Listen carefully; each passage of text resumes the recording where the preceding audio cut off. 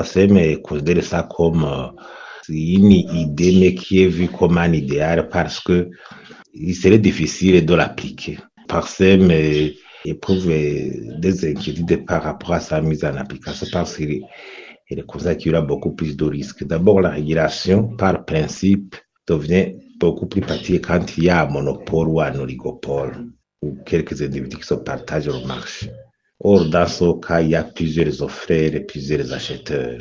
Encore plus, les circuits d'approvisionnement sont différenciés. Certains viennent de l'intérieur et d'autres de l'extérieur.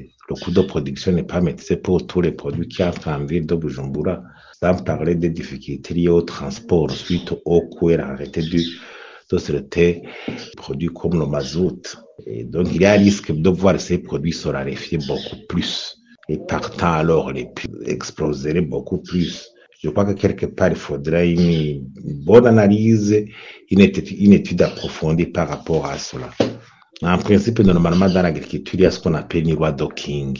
Quand la production augmente, les prix de ces marchandises chutent d'eux-mêmes. On constate que des caca, un kilo de pommes de terre peut arriver à 3000, le lendemain 2800, 2400, 2200. Donc, ça se régule d'eux-mêmes. Alors que si on fait la mesure, il y a un risque vraiment qu'il y ait des tracasseries qui pourraient produire l'effet contraire. Plutôt, aujourd'hui, il faut qu'il y ait de la stratégie de l'offre, permettre à multiplier l'offre, voir comment faciliter même les produits qui viennent de l'extérieur pour venir compléter le marché intérieur. Sinon, même au niveau pratique, ça serait difficile d'appliquer la mesure.